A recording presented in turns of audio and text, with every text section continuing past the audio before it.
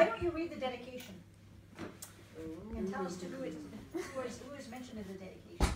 Well, so it says for Abby, who, if this book were Catholic, would be its patron saint.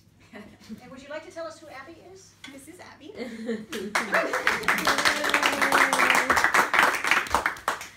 And I will tell you about Abby. Because how this book was born is very much tied up in Abby. I feel like you and I would tell us everything. Once upon a time, in the year 2007, I came up with the concept for this book. But I decided not to write it at the time for a variety of reasons. One of which was that it was a historical novel. I had never written a historical novel before, and I had no idea how to go about doing the research. So then my life kind of took different turns. I kind of stopped writing creatively for a while. I went to college and studied theater, and then I got married, and I dropped out of college, and I had kids. And yes.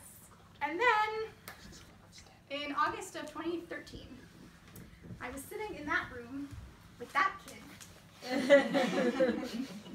And I was nursing him and putting him to sleep, and he liked to go to sleep. He liked me to sing him to sleep. And I remembered that there was this Ladino lullaby that I had learned once that I wanted to sing to him, but I couldn't remember it. And then I remembered this other Judeo-Spanish song that I remembered from my past somewhere, and it came into my head and I started singing it. So that song is the one that ended up here in the epigraph.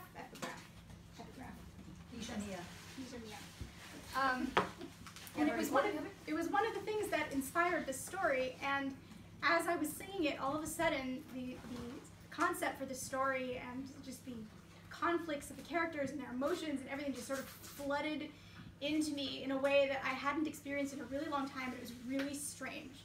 I was like completely obsessed with this thing. I couldn't stop thinking about it. And so I went back to the little draft that I had started 6 years before. You know, I had a few pages and I had some notes, and you know, I tinkered with it a little bit, but I didn't really think anything would come of it. And then it kind of fizzled out after a while. 2 months later, I got a message from someone I hadn't heard from in a very long time, who many of you here know as Giuseppe, who told me that he was coming to visit Israel for the first time in a couple weeks. All of a sudden, all these other things started coming up. I started seeing articles everywhere about crypto Jews, and all of a sudden all my friends were traveling to Barcelona, and what is the story here? And then, the following Shabbat, I went to Abby's house, and we were hanging out, and I told her, we were talking about Giuseppe coming, and I said, it's so funny, this timing, because just a couple months ago, I was thinking about writing this book that, you know, I thought of a long time ago. And she said, what book? And I said, oh, you know, the one with, and she said, what? So I described the idea to her and what ended up, and my idea of what the final scene would look like. And she looked at me and she said, Daniella, you have to write this book. And I said, what are you crazy? I can't write a book now. Like, what are you, nuts? Yeah, I have 3 little kids. It's not really like a thing I do anymore. You know, that was something I did when I was a teenager. And she looks at me and she says, Daniella, you have to write this book. So I did.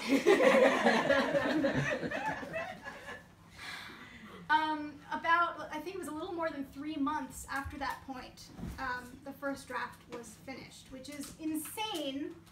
It just kind of poured out of me. I guess it had been percolating for a really long time in there. And I was, during this process, I was sending Abby the stuff I was writing as I was writing it. So much fun. And I would be sending her like a chapter or 2 a day. I was writing so much, and it was this sort of mutual thing, because she was in a really bad place with her illness back then.